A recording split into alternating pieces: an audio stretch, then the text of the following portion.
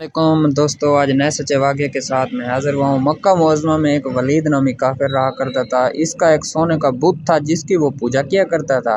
ایک دن اس بت میں حرکت پیدا ہوئی۔ وہ کہنے لگا، لوگو، محمد اللہ پاک کا رسول نہیں ہے، اس بات کی تصدیق مت کرنا۔ توبہ، نعوذ باللہ۔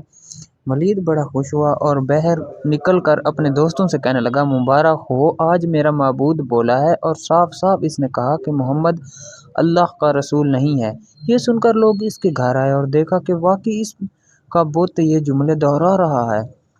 وہ لوگ بہت خوش ہوئے اور دوسرے دن ایک عام اعلان کے ذریعے ولید کے گھر میں ایک بہت بڑا اجتماع کیا گیا تاکہ اس دن لوگ بت کے منہ سے وہی جملہ سنیں۔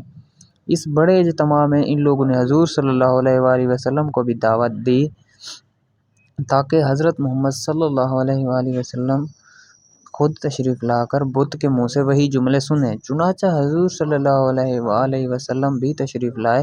جب نبی کریم صلی اللہ علیہ وآلہ وسلم تشریف لائے تو بت بول اٹھا، اے لوگو، خوب جان لو کہ محمد صلی اللہ علیہ وآلہ وسلم اللہ کے سچے رسول ہیں، ان کا ہر ارشاد سچا ہے اور ان کا دین حق پر ہے۔ تم اور تمہارے بت جھوٹے ہیں، جو لوگ تمہیں گمراہ کرنے والے ہیں۔ اگر تم اس سچے رسول پر ایمان نہ لاؤ گے تو جہنم میں جاؤ گے، بس عقل مندی سے کام لو اور سچے رسول صلی اللہ علیہ وآلہ وسلم کی غلامی اختیار کر لو۔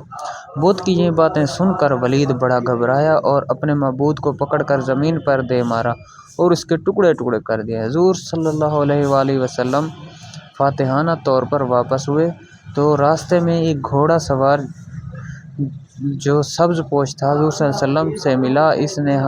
اس کے ہاتھ میں تلوار تھی جس سے خون ٹپک رہا تھا۔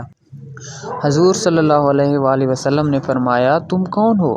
بولا، میں جن ہوں اور آپ کا غلام اور مسلمان ہوں۔ جب لتوار میں رہتا ہوں۔ میرا نام معین بن العبر ہے۔ میں کچھ دنوں کے لیے کہیں باہر گیا ہوا تھا۔ آج گھر واپس آیا تو میرے گھر والے رو رہے تھے۔